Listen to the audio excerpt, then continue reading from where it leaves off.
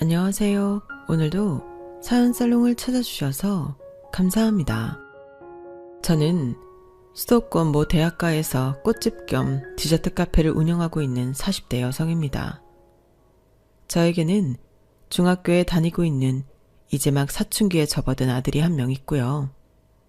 3년 전에 이혼해서 현재는 친정에서 아이 아빠 없이 아들을 키우고 있어요. 전 남편과는 11년 정도 살았고 여러 가지 복합적인 문제로 갈라서게 되었는데 사실 결혼하고 1년도 되지 않아 제가 남편의 허풍과 허세에 속았다는 걸 알게 되었거든요. 하지만 그땐 제가 순진했고 당시엔 결혼을 깰 수 없는 사정이 있어 불합리한 결혼 생활이라는 걸 알면서도 참고 살 수밖에 없었는데 그래서 분하고 서러워도 혼자 삭혀야만 했어요. 남편은 함께 살긴 했어도 무책임한 방관자라 도움은커녕 제가 자기 가족들 때문에 힘들어한다는 걸 알면서도 저를 외면했는데 그러니 저도 살기 위해 어느 순간부터는 혼자 발버둥을 치기 시작했죠. 지렁이도 밟으면 꿈틀하고 쥐도 궁지에 몰리면 고양이를 문다고 하잖아요. 그때 저도 그랬어요. 제가 원래 타고나게 순한 기질로 싫어도 싫다 말 못하고 거절도 잘 못하는 답답한 성격이었는데 자꾸만 억울한 일을 당하고 궁지에 몰리니 살기 위해 독해져야 했거든요. 지금도 그전만큼은 그 사람들한테 고마워하고 있는 부분인데 덕분에 답답한 성격도 고치고 지금은 잘 나가는 사장님 소림 듣고 있으니 언젠가 정말로 우연이라도 마주친다면 고맙다는 말을 해줄 생각이었어요. 그리고 잘 나가는 내 모습을 한 번쯤은 그들한테 보여주고 싶다는 생각도 많이 했었는데 간절히 바라면 이루어지는 건지 얼마 전 그래도 그게 작년이긴 한데 제 가게가 잘 된다는 소식을 어디서 들었는지 그 사람들이 저를 찾아왔더라고요. 그때는 놀랍기도 하고 또 약올라하는 신우의 표정을 보며 말할 수 없이 짜릿함도 느꼈는데 지금도 그때를 떠올리면 힘든 줄도 모르고 지냅니다. 당한 게 많아 그런지 더 통쾌하더라고요. 그리고 그런 일을 경험하게 되니 이런 제 이야기를 다른 분들에게도 들려드리면 어떨까 하는 생각이 들었는데요. 제 사연이 누군가에게 작게나마 용기를 줄 수 있으면 그것도 참 의미가 있겠다는 생각이 들었어요. 당시 제가 이혼을 생각했을 때 참 용기가 나지 않았거든요.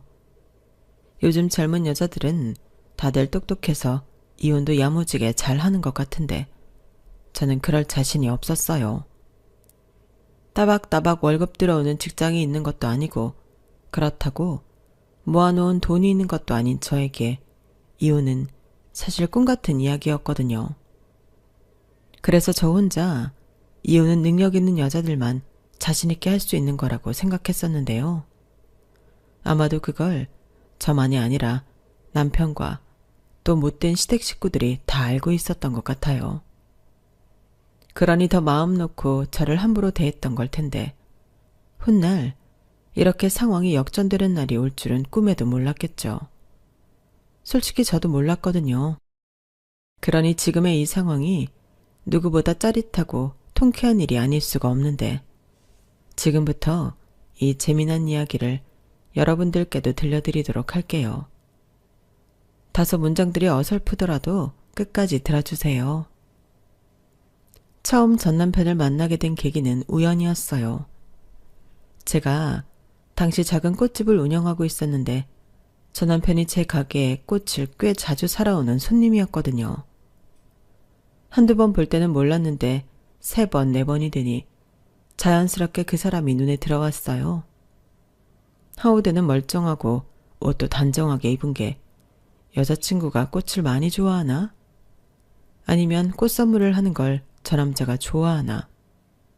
혼자 이런저런 생각을 하게 하는 손님이었는데 그러다 정말 우연히 알게 되었어요. 그 남자가 짝사랑하는 여자가 있다는 걸요.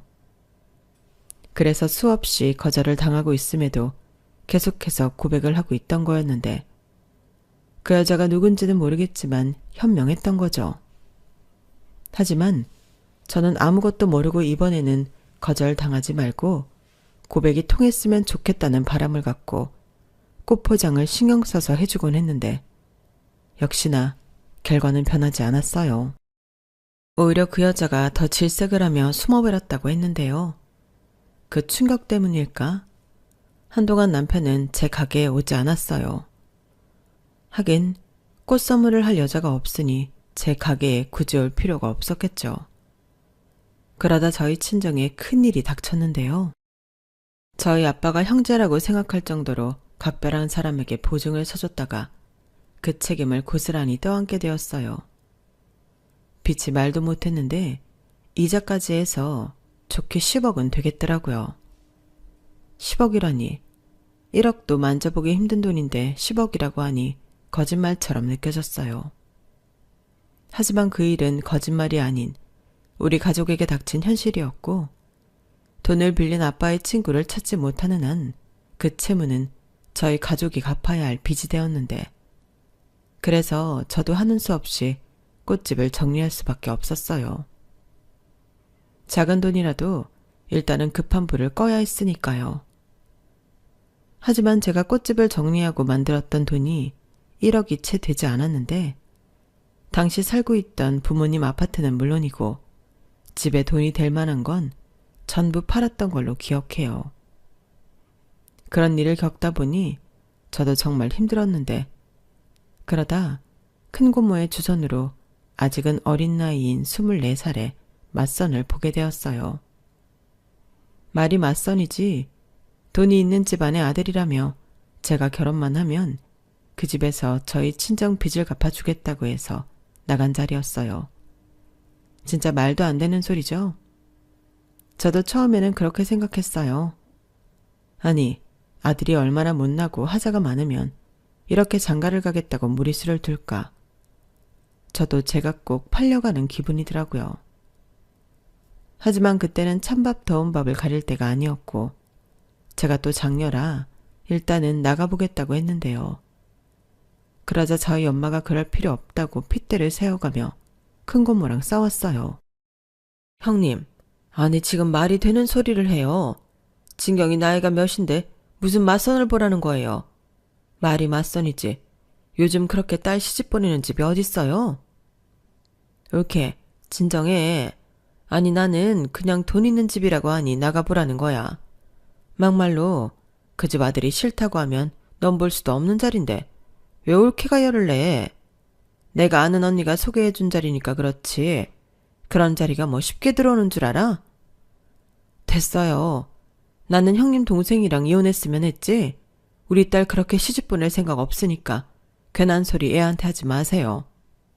뭐? 이혼?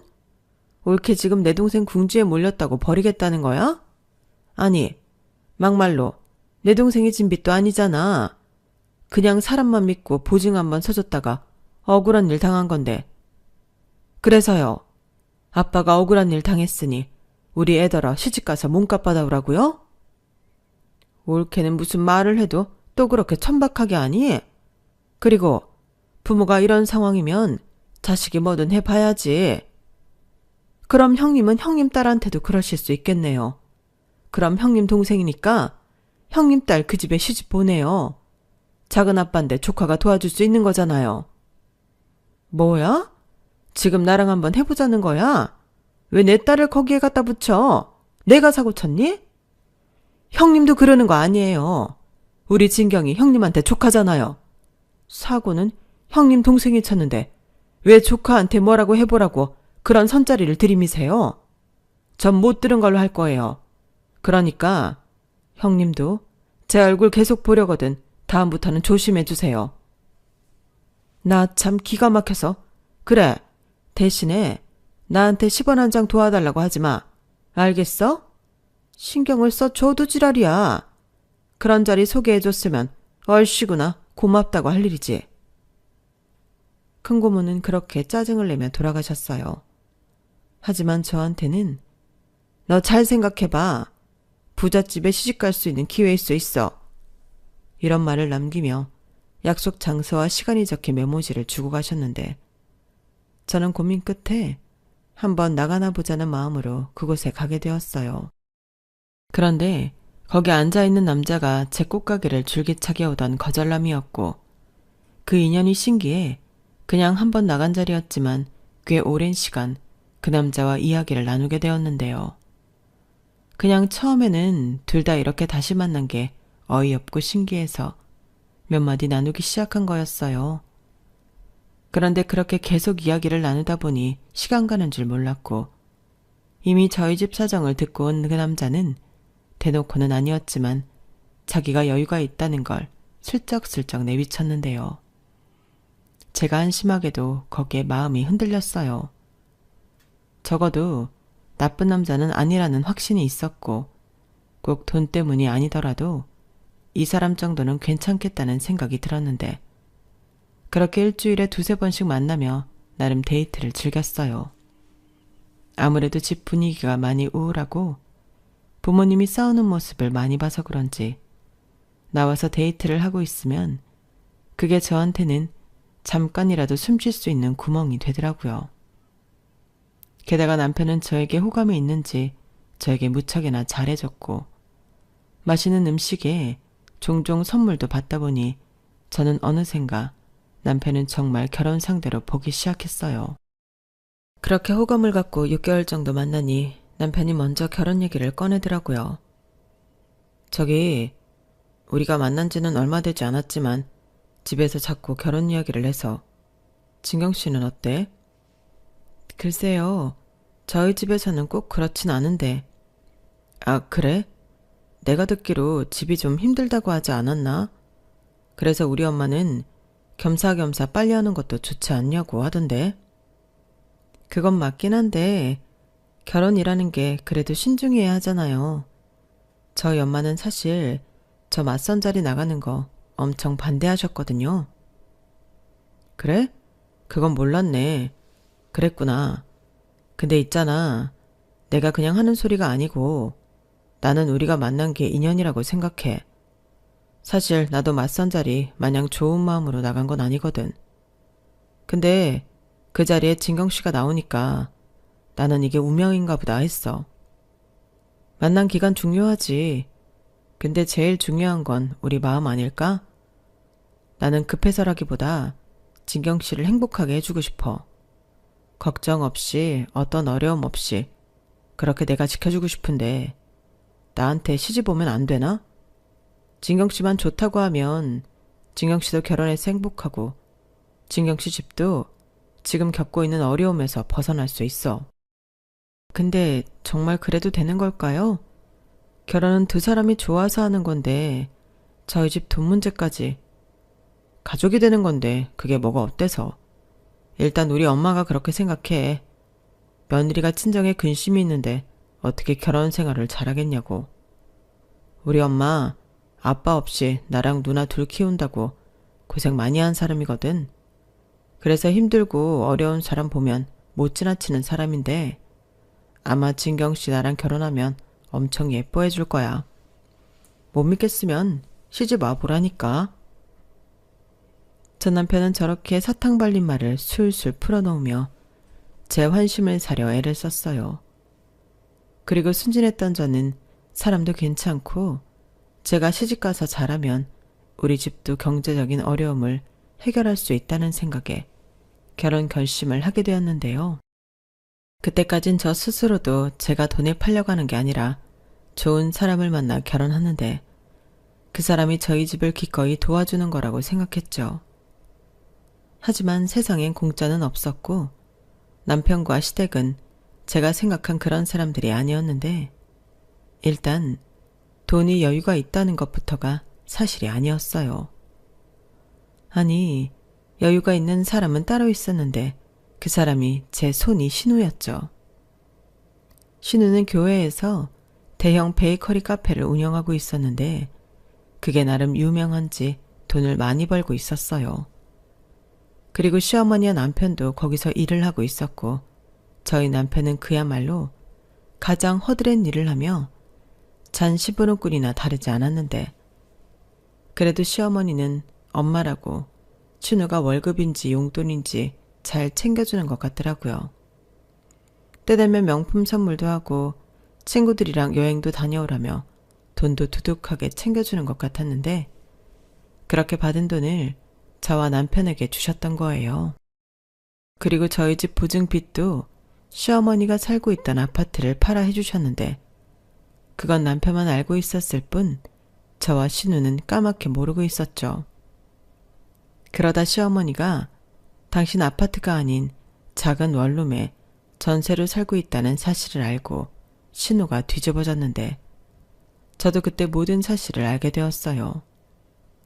그게 결혼하고 1년이 안 되었을 때였는데 결과적으로 그런 돈인 줄도 모르고 그 돈이 저희 친정에 갔으니 저만 죄인이 되어버렸죠. 신우는 저를 아주 꽃뱀 보듯이 했고 남편과 시어머니는 어찌 되었든 자기들한테 제가 큰 도움을 받았으니 너는 무조건 자기들한테 충성해야 한다고 압박했는데 뭔가 덫에 걸린 기분이었어요. 한마디로 저는 결혼 전에도 또 결혼한 후에도 속은 건데 그런 건 상관없다는 듯 그 사람들은 참 뻔뻔하더군요.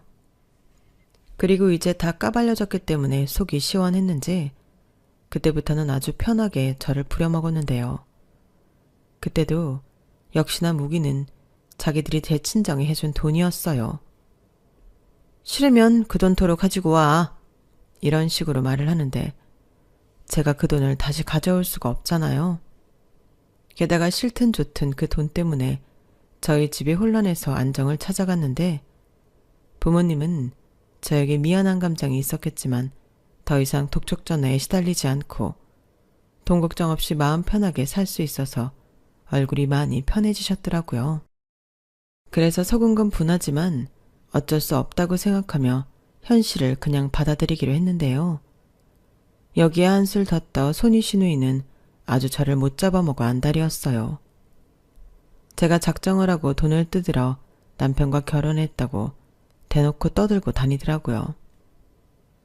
그때 당시 제 성격은 하고 싶은 말도 제대로 하지 못했는데 그 때문인지 신우는 아주 신이 나서 저한테 함부로 했어요. 가게가 저희 집이랑 차로 1시간이 넘게 걸리는데 아침이면 저에게 가게로 와서 청소를 하라고 그렇게 들들 볶더라고요. 물론 가서 하는 건 어려운 일이 아니었는데 문제는 그 말투가 너무 짜증스러워서 가기가 싫었어요. 하지만 저에게 거부할 수 있는 용기와 방법은 없었고 그렇기 때문에 남편한테만 싫은 내색을 하는 것이 고작이었는데 결혼 전에는 자기만 믿으라고 하던 남편은 결혼하고 나서는 거꾸로 저를 이용해 지 마음 편하고 몸뚱이 편한 것에만 집중했어요. 그래도 우리 누나 때문에 우리가 먹고 사는 거잖아. 가서 잘 보이면 두고두고 좋지. 가족인데 잘릴 걱정도 없고. 혹시 알아? 우리 누나가 2호점 내서 그거 나한테 하라고 할지. 그럼 우리도 우리 누나처럼 동방석에 앉는 건 식은 죽 먹기야. 답답하다. 형님이 그럴 사람이야? 그리고 그런다고 한들 자기도 뭔가 할 줄은 알아야지. 형님처럼 제빵 기술이라도 익히고 레시피 좀 배우고. 아이씨, 시끄러워. 시끄러워서 게임을 할 수가 없네. 내가 그런 걸 왜 배우냐? 우리 누나도 이젠 거의 자기 손으로 안 해. 공장에서 빵 반죽 다 만들어 오지. 크림이다 소스도. 그것도 다 대량으로 만들어서 배달해주는 회사 있어. 우리 누나는 그냥 주방에서 만들고 굽고 그런 것만 한다니까. 그러니까 가서 자기가 좀 그것만 배워와. 그럼 우리도 돈방석에 앉는 거라니까? 진짜 한심하다. 그렇게 게을러 터졌으면서 돈방석에는 어지간히 앉고 싶나 보네. 그리고 이 아침 대바람에 나를 왜 부르겠어? 분명히 청소나 허드렛 일 시키려고 부르는 걸 텐데. 내가 언제까지 이렇게 부르면 쪼르르 달려가냐 하냐고. 가야지. 가야지 나중에 돈 달라는 말을 하지. 그리고 자기만 가냐? 아마 가면 우리 엄마가 1등으로 가 있을 거다. 며느리고 올 텐데 시누이 가게 가서 청소 좀 할 수 있지. 자기 잊었나 본데 우리 엄마가 처갓집에 해준 돈 그거 다 우리 누나 주머니에서 나온 거야. 저는 남편이 저런 말을 할 때마다 속이 터지는 것 같았어요. 하지만 저 말까지 들었을 때는 저도 할 말이 없어 아무 말도 못했는데 두 주먹만 부르르 떨 뿐이었죠. 너무 분했으니까요. 그렇게 본전도 못 찾고 시누이 가게에 가서 일을 하고 오면 하루가 어떻게 가는 줄도 모르게 쭉 노동의 연속이었는데요. 그렇게 일주일에 5일을 지내다 보니 저도 체력에 한계가 왔어요. 남편은 돼지처럼 살만 찌고 있는데 저는 결혼하고 15kg 넘게 빠졌더라고요. 아니, 이런 일을 연세도 많은 시어머니는 어떻게 하고 계시는 건지 그야말로 미스테리였는데 그렇게 한 2년을 살았을까요? 아무리 돈 때문에 매여있는 몸이라고 해도 이건 아니다 싶은 순간이 왔어요. 저희가 달리 월급이라는 게 없었거든요. 월급이라는 게 있어야 한 달 계획도 세우고 생활이 안정적인 건데 카드값은 시어머니가 내주시고 딱히 생활비라고 고정된 돈도 없이 현금은 필요하면 타 쓰고 나머지는 가족 카드를 쓰는데 그게 참 저는 불편하더군요. 남편은 카드만 쓰면 되는데 뭐가 불편하냐?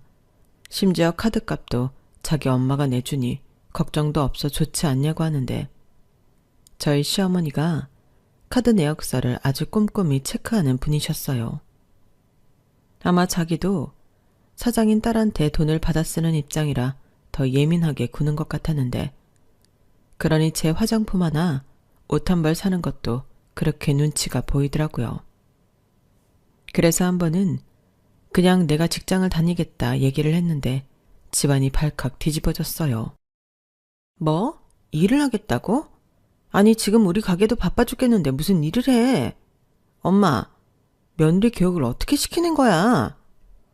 아우, 너는 또 왜 나한테 지랄이야? 얘 아가, 너 왜 그러는 건데? 뭐가 아쉬워서 일을 하겠다는 거야? 그게요, 월급을 받기라도 하면 괜찮은데 저희가 생활비도 없이 이렇게 사는 게 불안해서 그래요. 월급? 나 참 기가 막힌다. 가족끼리 돕고 사는 거지 무슨 월급이야. 그리고 내가 알기로 올케 우리 엄마가 만들어준 가족카드 쓴다며. 그건 카드잖아요. 그리고 그 카드 제가 쓰는 거 아니고 형님 동생이 써요.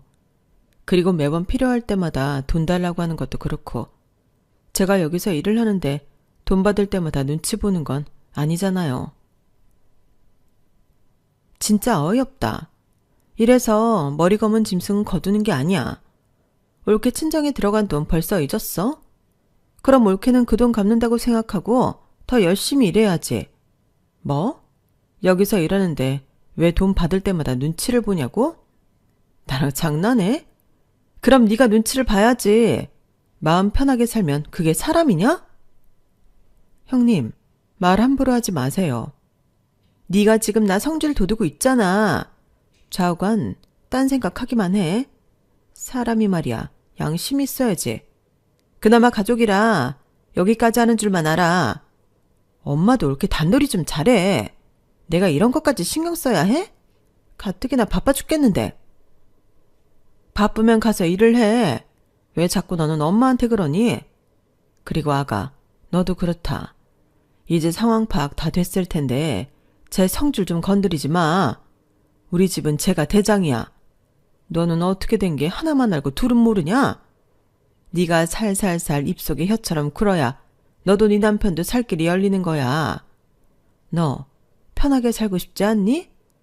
나야말로 이렇게까지 아쉬운 소리 들어가면서 여기서 일할 필요 없는데 그래도 아들이니까 아들 잘 살게 하려고 내가 지금 이러고 있는 거야. 내가 정말 속 터져서 못 살겠네. 어머니, 솔직히 당사자인 사람이 제일 게으른데 이게 다 무슨 소용이에요. 이러면 형님이 아무리 좋은 기회를 준다고 해도 어머니 아들이 못해요. 어머님이 자꾸 이러시니까 더한 것 같단 말이에요. 그리고 자꾸 친정에 해준 돈 얘기하시는데 저 속이신 건 어머니세요. 저는 처음부터 이런 돈이었으면 그 돈 받지도 않고 시집도 오지 않았을 거예요. 얘가 또 왜 사람 속을 자꾸 뒤집어? 어찌됐든 너도 돈 보고 결혼한 거 맞잖아. 그리고 내가 그 돈 안 해줬냐? 내가 그 돈을 안 해줬어야 속아서 결혼한 거지. 나는 돈 다 해줬어. 잘 살던 아파트까지 팔아서 해줬더니 지금 이게 무슨 개소리야? 너 그 입 꿰매버리기 전에 꼭 다물고 있어라. 오늘 꿈자리가 뒤숭숭 하더니 이러려고 그랬나 보네. 아니, 나이 어리다고 해서 손주 욕심에 집까지 팔아 결혼시켰더니 어디서 저런 염치도 모르는 허접한 물건이 들어왔어? 시어머니는 저렇게 대놓고 저를 돈까지 쓰면서 며느리 삼았던 이유가 제가 나이가 어려 애를 잘 낳을 것 같아서였다고 말했어요. 제가 무슨 애기 낳는 최신 기계도 아니고 저런 상스럽고 몰상식한 말을 아무렇지 않게 한다는 게 너무 싫었는데 정작 친정 부모님 앞에서는 그런 표를 낼 수는 없겠더라고요. 저희 친정엄마는 종종 전화해서 잘 지내는지 시댁과는 아무런 문제가 없는지 늘 마음을 불편해 하셨는데 그렇기 때문에 저는 속은 골마 터질지언정 친정엄마한테 잘 지낸다고 다들 너무 잘해주신다고 거짓말을 할 수밖에 없었어요. 그래야 친정 부모님이 저에 대한 미안한 마음을 덜 수 있으니까요. 하지만 정작 그러는 사이 제 마음의 병은 깊어만 갔는데 이렇게 살다가는 죽겠구나 싶어 이혼을 생각하게 되었어요. 그런데 하늘에서 이런 제 마음을 용납하지 않으신 건지 덜컥 임신을 하고 말았는데요. 아이한테는 미안하지만 많이 울었어요. 이렇게 또 발이 묶이는 것 같았거든요. 게다가 이런 저와 다르게 좋아하는 남편과 시어머니를 보는 게 불편하기만 했는데 그나마 다행인 건 제가 몸이 많이 약해진 상태에서 임신한 거라 더 이상 하기 싫은 신우 가게 일을 하지 않아도 된다는 거였어요. 신우는 그딴 게 어딨냐고 자기는 애 둘을 낳았어도 가게 나와 일을 했는데 왜 저만 특별 대우 해줘야 하냐고 입에 거품을 물었지만 그땐 시어머니가 제 편을 들어주더라고요. 아니 너는 건강했고 쟤는 비실비실 하잖아. 병원에서도 무리하면 유산할 수 있다고 했어.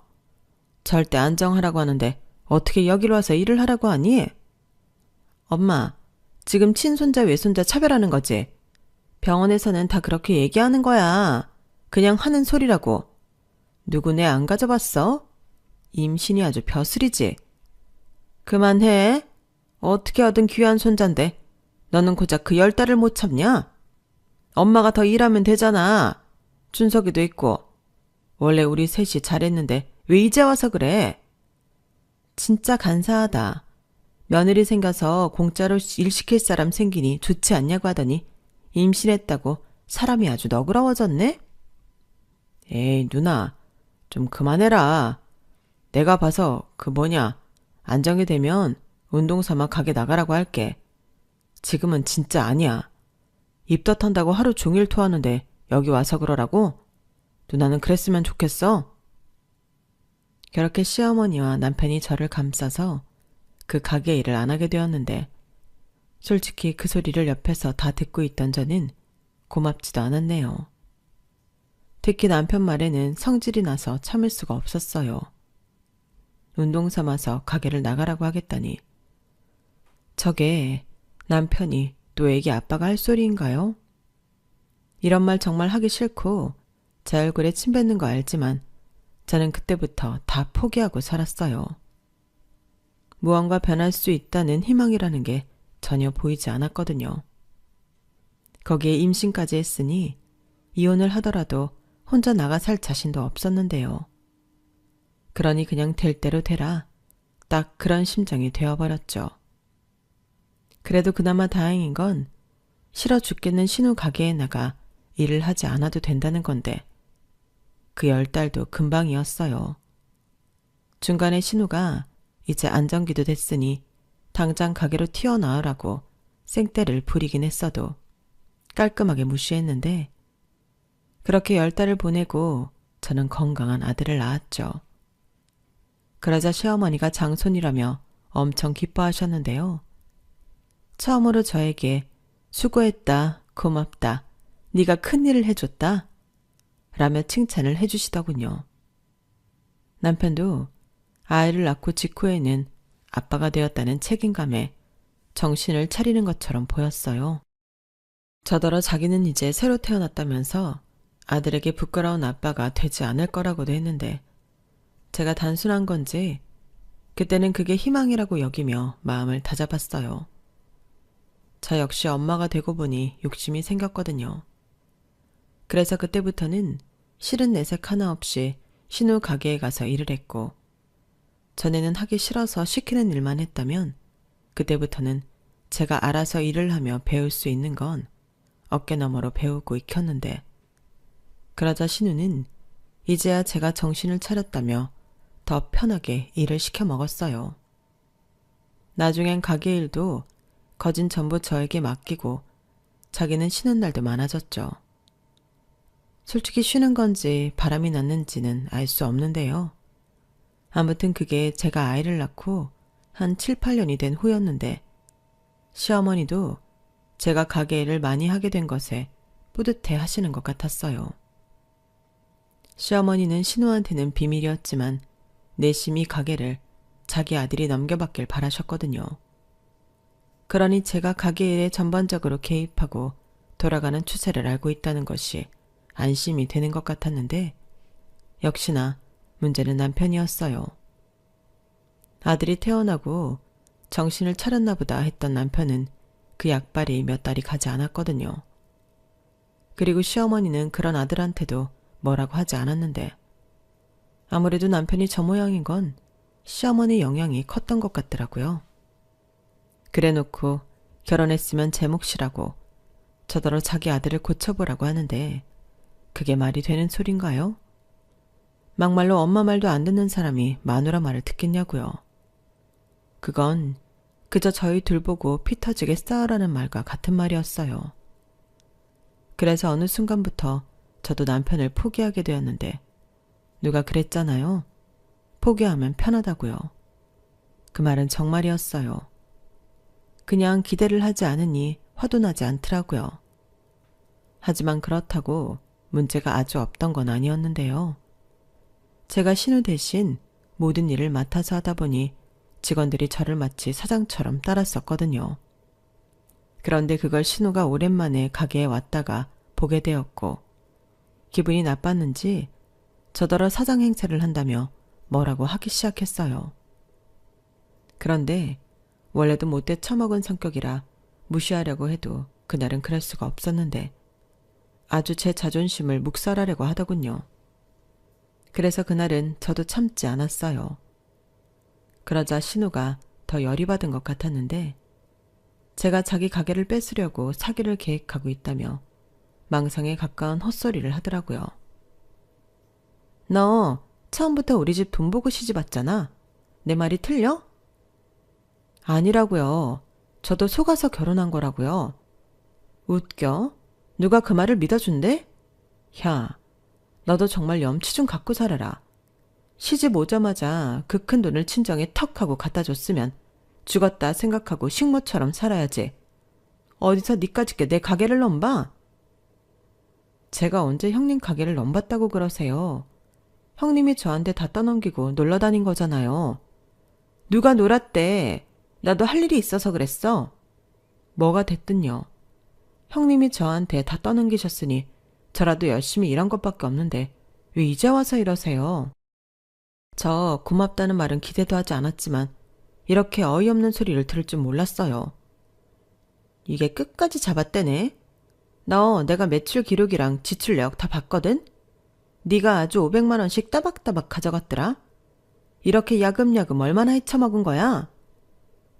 그건 어머님한테 허락받고 제가 저희 생활비 가져간 거예요. 저희 애도 있고 살고 있는 아파트 대출금도 있으니까 그렇게 한 거라고요. 막말로 저랑 그이가 여기 와서 일하는데 그 정도는 가져갈 수 있는 거 아니에요? 야, 그럼 사장이 나한테 허락을 받아야지. 물론 허락해 줄 생각은 눈꼽만큼도 없지만 이건 도둑질이야? 횡령이라고. 저도 그렇게 생각해서 어머님한테 말씀드린다고 했는데 어머님이 알아서 하신다고 저더러 그냥 가져가라고 하셨어요. 괜히 형님한테 얘기하면 시끄러워진다고. 어머님이 알아서 하신다고 했다고요. 저도 정말 억울해요. 억울하긴 뭐가 억울해. 당장 네가 가져간 돈 이번 달까지 채워놔. 형님, 억지 좀 그만 쓰세요. 이미 다 나간 돈을 제가 무슨 수로 채워요?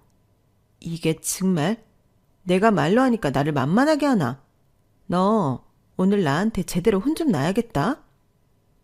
신우는 말로는 도저히 안 되겠다는 듯 두 팔을 걷어붙이고 먼저 제 머리채를 잡아 흔들었어요. 그래서 저도 당하고 있을 수만은 없어 똑같이 형님 머리채를 잡고 있는 힘껏 잡아당겼는데요. 제가 몸집이 작고 말랐어도 힘이 없는 건 아니었거든요. 그에 반면 형님은 한 덩치했지만 힘은 없었는데 제가 확 밀치니 형님이 거짓말 아니고 무슨 볼링공처럼 대굴대굴 굴러갔어요. 그리고 그 큰 몸집에 가게 물건들이 부딪혀 깨지고 넘어지고 난장판이 되었는데 형님이 저를 폭행 민 기물파손죄로 고소를 하겠다고 입에 개거품을 물더군요.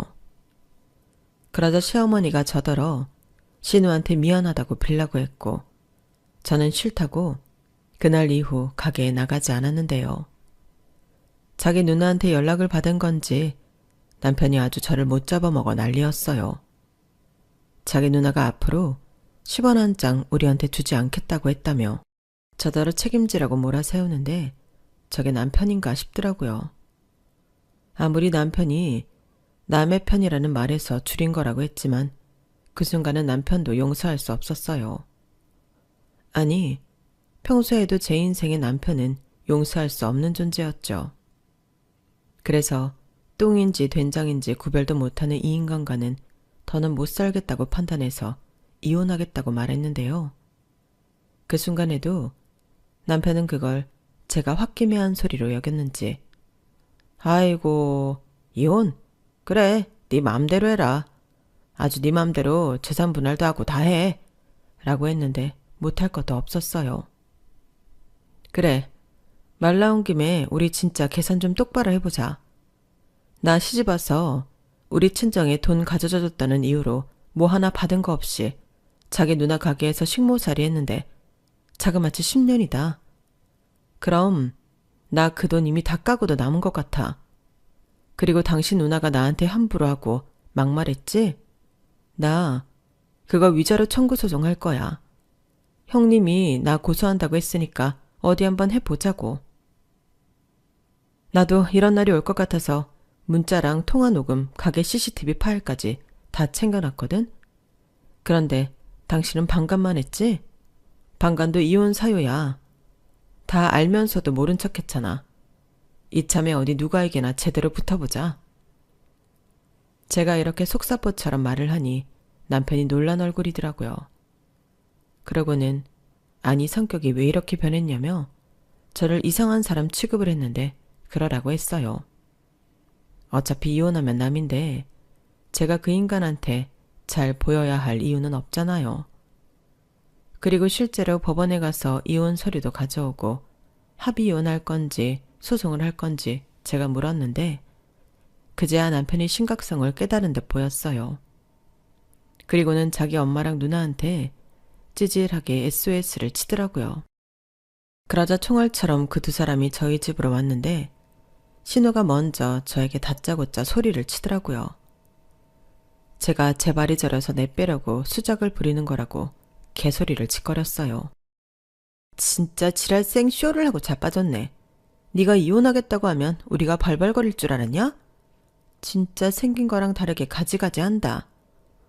아우 승우 엄마야, 꼭 이렇게 일을 키워야겠냐? 그냥 네가 잘못했다고 사과 한번 하면 될 일을. 제가 왜요? 제가 뭘 잘못했다고 사과를 해요? 더는 이렇게 안 살 거예요. 그래, 살지 마. 누가 살라고 매달렸냐? 야, 그냥 이혼해. 엄마도 더는 일 붙잡지 마. 그리고 너 우리 엄마한테 받은 거 토해라. 싫어요. 저 그만큼, 아니 그 이상 형님 가게에서 일했고 제대로 월급도 못 받았으니까 그걸로 퉁칠 거예요. 뭐? 누구 마음대로? 싫으면 법으로 하시든가요. 저는 증거 다 있거든요. 이렇게 된 거 우리 제대로 따져봐요. 저는 그럼 속아서 결혼한 것부터 까볼 테니까. 너 처음부터 이럴 작정이었지? 엄마, 이것 봐봐. 얘가 우리 뒤통수 칠 거라고 내가 말했지? 너 정말 이럴 거니? 아니, 내가 어떻게 우리한테 이럴 수가 있어. 그때 니네 집 그 돈 아니었으면 풍비박산 나기 일보 직전이었잖아. 그래서 그걸 미끼로 저를 10년 넘게 붙들어 놓고 부려 먹었잖아요. 저 승우 안 나왔으면 그때 이미 이 집 며느리 안 했어요. 엄마, 누나, 저 사람 지금 완전히 돌았어. 어떻게 좀 해보라고. 됐어. 하긴 뭐래. 너 그냥 이혼해. 너 안 잡을 테니까 당장 짐 싸서 나가. 네 잘난 애도 데리고 가라. 야, 그게 무슨 소리야. 왜 우리 손자를 데리고 가. 아니다. 너만 나가. 엄마, 이 와중에 친손주를 챙기겠다는 거야? 그럼 그 애는 누가 키울 건데? 엄마가 키울 거야? 아니면 사람 구실도 제대로 못하는 저 자식이 키울 거야? 욕심을 낼 걸 내.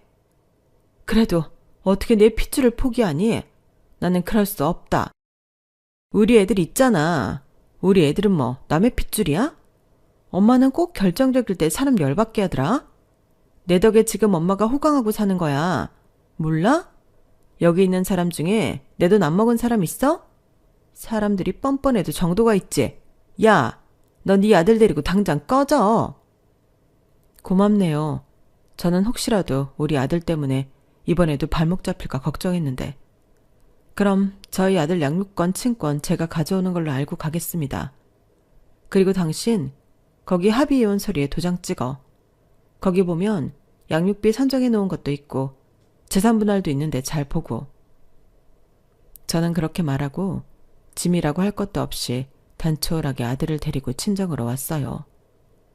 아들도 워낙에 어릴 때부터 엄마가 고모한테 당하는 걸 봤기 때문에 순순하게 저를 따라 나섰는데, 문제는 내내 영문도 모르다가 10년이 지나고서야 제가 고생하고 힘들게 살았다는 걸 알게 되었어요.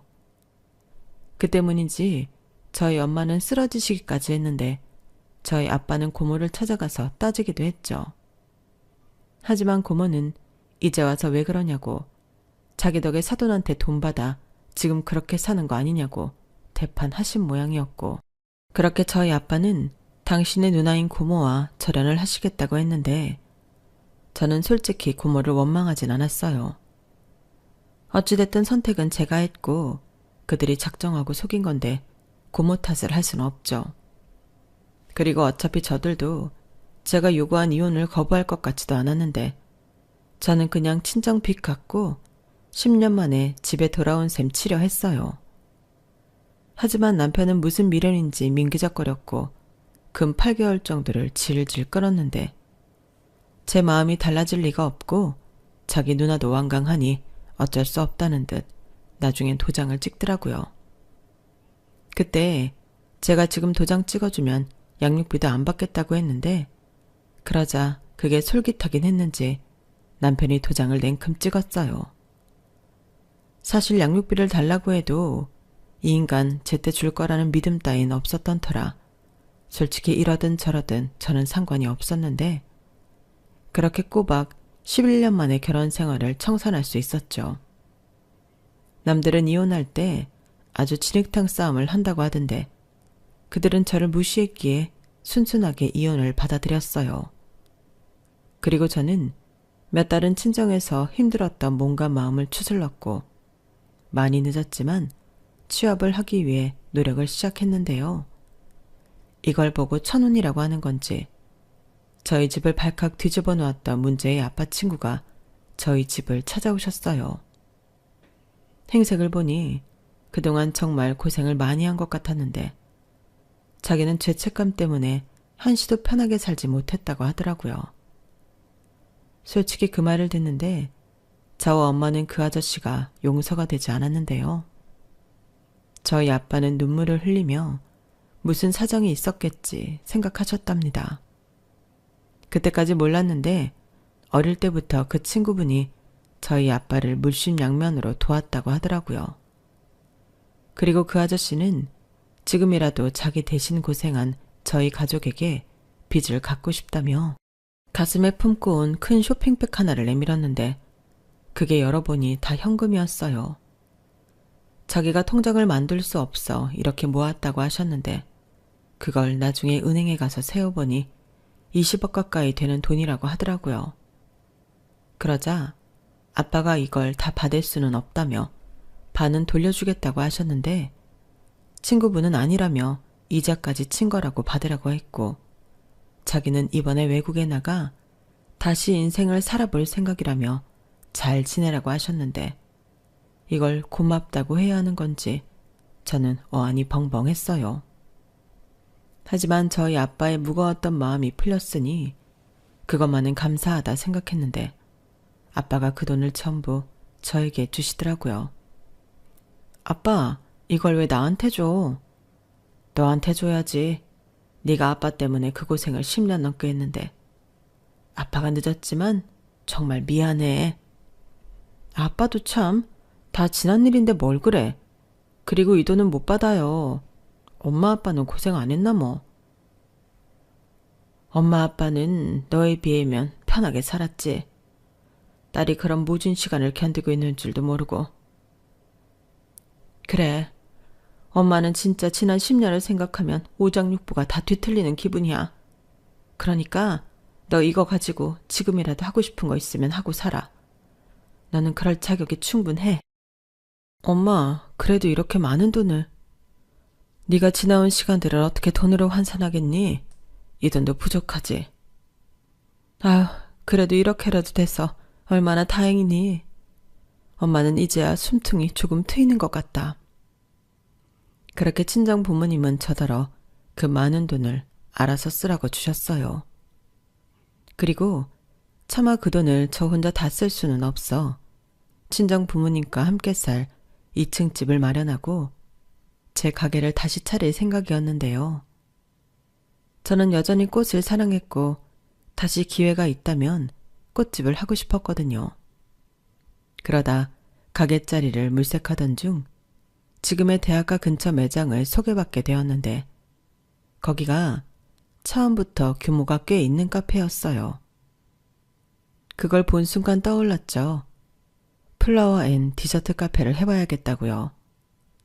어깨 넘어 배운 기술이긴 하지만 케이크와 파이 그리고 타르트 정도는 손으로 예쁘고 맛있게 만들 수 있었거든요. 그리하여 저는 가게를 오픈하기 전 제과제빵 자격증을 따기 위해 공부를 하기 시작했어요. 그리고 그 사이에도 저만의 레시피를 만들기 위해 연구에 연구를 거듭했는데 참 그 기간도 행복했어요. 저희 엄마는 그렇게 신우한테 당하고도 카페를 하고 싶냐고 저를 말리기도 했지만 그건 그거고 제가 하고 싶어 하는 거라고 하니 그 뒤로는 아무 말씀도 하지 않고 도움이 필요하면 말하라고 하시더라고요. 그렇게 저는 공부하고 또 레시피 연구하며 제가 살아있다는 기분에 취해 저만의 가게를 차리기 위해 오랜 시간 공을 들였는데요. 시간이 지나면서 저의 행복감과 기대감은 더 부풀기 시작했어요. 게다가 제가 좋아하는 꽃들로 매장을 채워 다른 곳들과 차별점을 두겠다는 저의 생각이 잘 맞아떨어졌는지 반응이 좋았는데요. 대학가라는 특성상 여자 손님들에게 특히 반응이 좋더라고요. 그리고 거기에 커플 손님과 소문 듣고 온 손님들까지 매일 매장하는 손님으로 가득했는데 그 때문에 직원을 계속해서 뽑지 않으면 유지할 수 없었어요. 디저트 상품들도 그 수를 늘리지 않으면 오전도 못 버티고 끝이 났기 때문에 저는 제 방 직원만 해도 또 따로 뽑을 수밖에 없었는데 그렇게 가게를 돌리다 보니 하루가 어떻게 시작해서 어떻게 끝나는 줄도 모르겠더라고요. 역시나 그 중에 제일 바쁜 사람은 저였으니까요. 저는 거의 매일 새벽부터 꽃시장에 가는 걸로 하루 일과를 시작했는데 카페에 손님들이 많아지니 꽃 매출도 장난이 아니었어요. 특히 저희 매장의 꽃이 신선해서 좋아하셨거든요. 그렇게 거의 매일을 하얗게 불태우다시피 저는 살았고 늘 일과를 마치고 집에 오면 녹초가 되기 일쑤였는데 아무리 몸이 힘들어도 마음이 행복하니 저는 아무런 문제가 되지 않았어요. 다만 저희 부모님이 걱정이 많으셔서 그게 탈이긴 했는데 그래도 매일이 저에겐 기적이고 감사한 일이었죠. 그러다 소문을 듣고 왔는지 전 남편과 전 신우가 제 가게에 찾아왔어요. 표정을 보니 우연히 온 건 아니고 작정을 하고 온 건데 역시나 망상증이 심한 전 신우는 제가 자기 기술과 레시피를 훔쳐 카페를 차렸다며 난동을 피우기 시작하더군요. 일부러 손님 많은 시간에 찾아와 저를 골탕 먹일 속셈이었어요. 하지만 이런 날이 올 수도 있다고 생각했던 저는 태연하게 행동했는데요. 일단 경찰에 영업방해로 신고를 했죠. 그리고 어딜 봐서 내가 기술과 레시피를 훔쳤냐. 저는 제과 제빵 자격증과 레시피 연구 노트를 꺼내 보여줬는데 사실 어깨 넘어 본 건 많았지만 신우의 것을 그대로 베껴온 건 없었어요. 특히 디저트 음식에는 저만의 생각으로 제철 과일과 허브 등을 사용했는데 신우의 가게 상품들은 그렇지 않았거든요. 그리하여 전 신우는 자기 것을 훔쳐 제가 장사를 해 돈을 번다는 주장이 막혔고 전 남편은 이제 와서 무슨 심보인지 저를 잊지 못하겠다며 재결합 타령을 하기 시작했는데 받아만 준다면 자기 엄마와 누나랑은 연을 끊고 저랑 저희 아들을 위해 살겠다고 헛소리를 하더라고요. 그 말을 듣는데 어찌나 기가 막히던지요. 그 말을 누가 믿겠어요? 그리고 설사 그게 자기 진심이라도 이젠 제가 싫은데 소용없는 말이었죠. 하지만 문제는 그 말을 전 신우가 다 들었다는 거였는데 나중엔 둘이 아주 개싸움을 하더군요. 그래서 경찰들이 뜯어 말리고 난리도 아니었는데 그 모습을 옆에서 구경하고 있자니 혼자 보는 게 아까울 지경이었어요. 그리고 저는 제 가게에 와서 난동 부린 일로 영업방해로 매출에 손실을 입었으니 그에 맞는 보상금을 요구했는데요. 그때도 전 신우는 무슨 보상금이냐고 그 자리에 누워버렸어요. 알고 보니 전 신우는 그동안 사기꾼에 당해 가게도 날려먹고 한순간에 빚더미에 올라 앉은 듯 했는데 말로는 해외 진출을 제안받았다고 하더라고요. 물론 사기였죠. 그러니 저한테 찾아와 제 걸 다 뺏어보겠다는 못된 심보였는데 자기 마음대로 되지 않았던 거더라고요. 거꾸로 저는 그 사실까지 알게 되니 더할 나위 없이 통쾌함을 느꼈는데 11년의 마음고생이 한 방에 날아가는 것 같더라고요. 그리고 전 신우는 네가 무슨 돈이 있어 가게를 차렸겠냐며 이번엔 제가 자기 가게에서 돈을 빼돌렸다는 억지 주장을 펼쳤는데요. 그래서 그때 제가 20억이나 생긴 그 기가 막힌 스토리를 들려줄 수밖에 없었죠. 그러자 전 신우는 배가 아파 죽겠다는 얼굴이었는데요. 저는 그제야 모든 것이 풀린 기분이었어요. 이젠 정말 새 출발을 할 수 있을 것만 같더라고요. 그리하여 저는 도남매를 접근 금지 신청까지 요청하게 되었는데요. 전 남편은 지가 우리 아이들의 아빠인데 어떻게 접근 금지를 할 수 있냐며 쌩 난리를 피웠지만 경찰들 앞에서는 소용이 없었죠. 그리고 제 입장에서도 그 문제의 남매가 알아서 나타나 접근 금지 신청까지 할 수 있게 해줬으니 그 점이 참 고마웠는데 전 남편한테는 나중에 아들이 아빠를 보고 싶다고 하면 알아서 아들한테 연락하라고 할 테니 내 앞에는 나타나지 말라고 무섭게 말했어요. 그렇게 모든 문제들이 해결이 되었는데 시간이 조금 흐른 지금도 아주 후련한 마음으로 잘 지내고 있습니다. 누군가는 저더러 한순간에 돈방석에 앉았다고 부럽다고 하던데 저는 그렇게 생각하지 않아요. 제가 겪어온 시간과 그리고 억울했던 눈물들이 모여 지금의 제 행복이 있다고 생각하거든요. 그렇기 때문에 저는 지금의 행복이 더 값지고 소중하기만 한데요. 저는 앞으로도 계속 제 행복을 지킬 수 있도록 열심히 살도록 하겠습니다. 아무것도 없이 핏밥만 봤던 제가 이렇게 대박난 사장이 될 줄 누가 알았겠어요? 그러니 지금 모든 걸 내려놓고 포기하고 싶으신 분들이 계시다면 조금만 더 힘을 내보시길 바라겠습니다. 혹시 아나요? 저보다 더 큰 행운의 주인공이 되실지요. 저는 그런 희망을 많은 분들이 품고 사셨으면 좋겠어요. 저는 알거든요. 희망조차 없으면 그땐 정말 아무것도 없다는 걸요. 그러니 포기하지 말고 희망의 끈을 더욱 꼭 붙들어 지금이 아니라도 꼭 원하는 행복을 누리시길 진심을 다해 바라겠습니다. 이상 제 사연은 여기까지예요.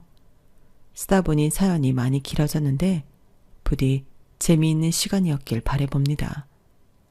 그럼 지금까지 제 사연 함께 해주셔서 감사드리고요. 늘 행복하시고 건강하세요. 감사합니다. 여러분, 사연 댓글에 응원과 현명한 조언 부탁드려요. 좋아요와 구독은 저에게 큰 힘이 됩니다. 오늘도 좋은 일 가득하세요.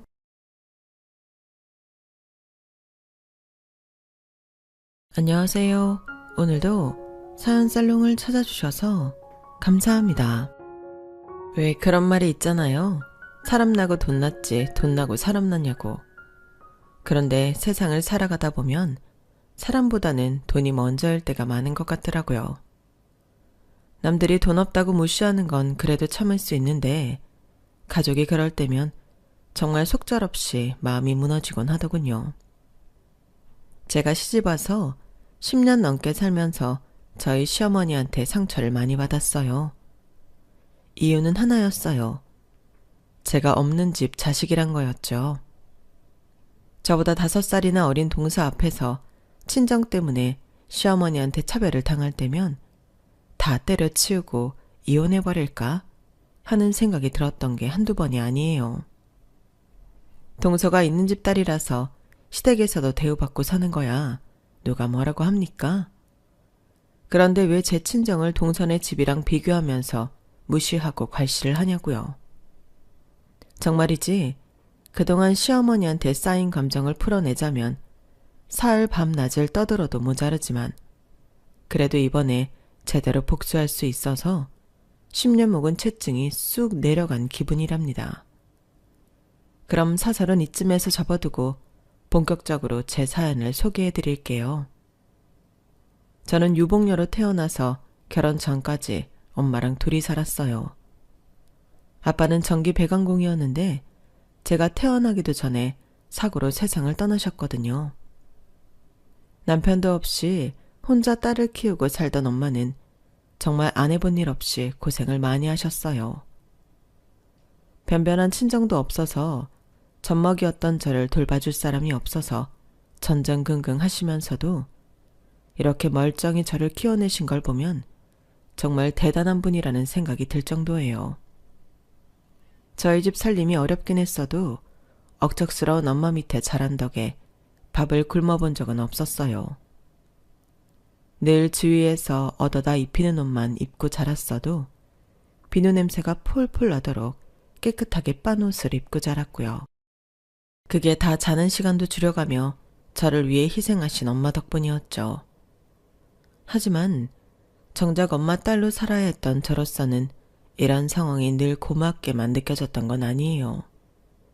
그러기에는 창피한 일을 너무도 많이 경험해야 했거든요. 국민학교 3학년 때였는데 하루는 화장실에 가려고 복도로 나섰는데 옆방 여학생들이 모여서 저를 보며 키득거리고 웃더라고요. 내 얼굴에 뭐가 묻었나 아니면 옷이 찢어졌나 속으로 생각을 하면 그 아이들 앞을 지나가는데 그때 제 귀에 이런 소리가 들리는 거예요. 저거야 저거 내가 2학년 때 입던 원피스. 니들도 알지? 지영이네 엄마 우리 집에서 파출부하는 거. 며칠 전에 우리 엄마가 내가 입던 옷들을 버리려고 그랬더니 쟤네 엄마가 자기가 막 달라고 그러더라. 지영이 입힌다고. 그러더니 진짜 입고 왔네. 쟤는 창피하지도 않나 봐. 남이 버린 옷을 다 입고. 제 책가방도 쟤네 엄마가 쓰레기통에서 준 거래. 완전 거지 같아. 아이들은 뭐가 그리 재미있는지 깔깔대며 웃어댔고 저는 아이들의 말에 정신이 멍할 정도로 창피했어요. 엄마가 가져오는 옷이며 가방, 운동화들이 새 거가 아닌 건 저도 잘 알고 있었어요. 하지만 그게 같은 학교 친구들이 쓰던 거라는 건 그때 처음 알았거든요. 금방이라도 울음이 터질 것 같았지만 제가 아이들 앞에서 울면 그게 더 창피한 일이 될 것 같아서 꾹 참았어요. 그리곤 집에 돌아오자마자 입고 있던 원피스를 벗어서 쓰레기통에 버렸어요. 그랬더니 그날 밤 엄마가 돌아오셔서는 쓰레기통 속에 버려진 원피스를 보시곤 선잠이 들어있던 저를 깨우셨어요. 지영이 너 일어나봐. 네가 이 원피스 쓰레기통에 버렸니? 잠결이라 비몽사몽했던 저는 고개만 끄덕였어요. 아니, 왜 이 멀쩡한 옷을 왜 버렸어? 똑바로 앉아서 말해봐. 왜 버렸냐고?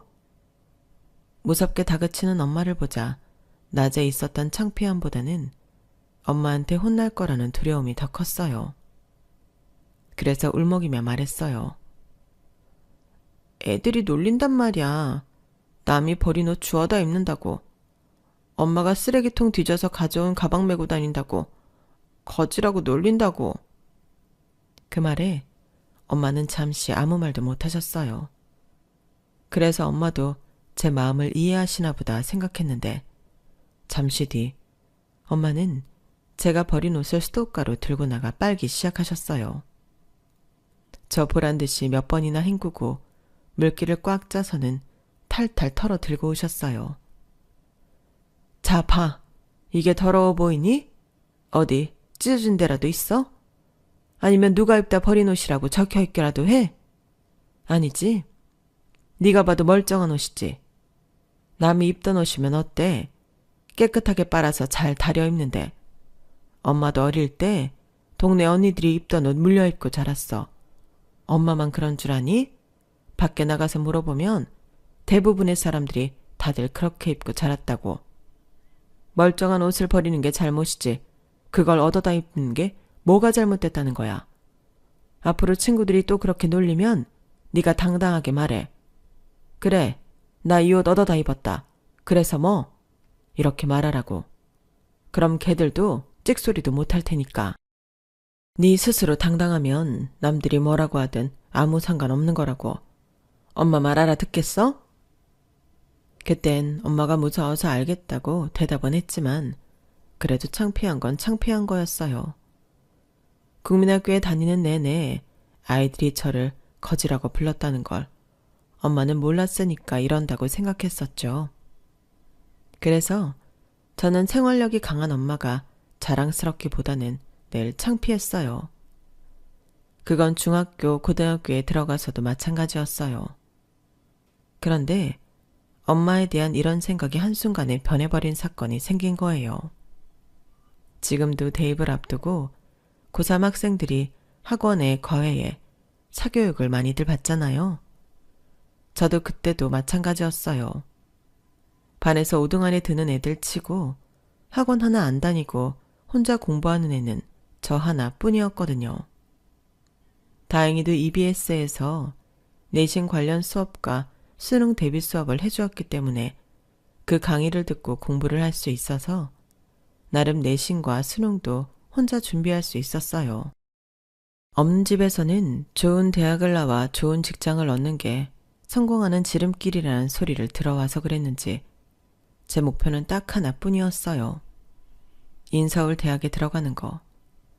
어떻게든 합격해서 이 지긋지긋한 가난에서 벗어나야겠다고 생각했거든요. 사실 제가 어릴 때부터 엄마가 억척스럽게 일을 하셨던 걸 생각하면 우리 집 상황이 그렇게까지 돈에 쪼들리며 살 정도는 아니어야 했어요. 수입에 비해 지출이 그리 많지 않을 정도로 허리띠를 졸라매고 살았으니까요. 그럼에도 불구하고 매 순간 돈 때문에 허덕이고 살았던 건 바로 저희 본가 때문이었어요. 고아였던 저희 엄마를 처음부터 반대했던 저희 본가에서는 맏아들인 아빠가 결혼하고 1년도 안 돼서 세상을 떠나자 모든 걸 엄마 탓으로 돌렸어요. 재수없는 년이 집에 들어와서 그렇다거나 멀쩡한 아들 잡아먹은 년이라는 오명을 씌워오면서 말이죠. 실제로 아빠는 엄마랑 결혼하기 위해서 본가랑 연도 끊은 상황이었기 때문에 친가 사람들은 저희 엄마에 대한 미움이 심했을 거예요. 그런 사람들한테 엄마는 마음의 빚을 갚는 심정으로 아빠 대신 경제 지원을 해드렸던 거죠. 시동생 학비를 대주고 생활비까지 말이에요. 그러다 보니 우리 집 살림까지 살기가 벅찼던 거예요. 생각해보세요. 아무리 억척을 떤다 해도 딱히 기술도 없는 여자 혼자 벌이로 두 집을 먹여 살려야 하는데 그게 가능하겠냐고요. 제가 고3이 됐을 무렵이 돼서야 시동생이 취직을 하면서 경제적 지원을 멈출 수가 있었어요. 그렇다 보니 그동안 모아놓은 돈이 없어서 제 대학 등록금조차 감당하기 힘들었어요. 제가 기를 쓰고 합격한 대학에 등록 마감일까지도 돈을 다 마련하지 못했거든요. 은행 마감 시간은 다가오고 돈을 구해보겠다고 나선 엄마는 연락이 없고 정말 분침이 하나씩 움직일 때마다 피가 마르는 기분이었어요. 그런데 은행 마감 시간 20분을 앞두고 엄마한테 전화가 온 거예요. 집 앞 사거리 땡땡은행으로 고지서 들고 나오라고요. 엄마가 그리로 가고 있다고 말이죠. 전화를 받자마자 은행으로 달려나갔어요. 한겨울 칼바람에 숨을 쉴 때마다 목구멍을 칼로 헤집는 것처럼 따가운데도 아픈 것도 모르겠더라고요. 은행 앞에 가보니 엄마가 신문지 꾸러미를 가슴에 움켜 안은 채 발을 동동거리며 저를 기다리고 있었어요. 살면서 그날처럼 엄마가 환하게 웃는 모습은 처음이었어요. 엄마는 저를 보자마자 왜 이렇게 추운데 겉옷도 안 입고 나왔냐고 타박을 하시면서도 얼른 은행으로 들어가자고 제 팔을 끌어당기셨어요.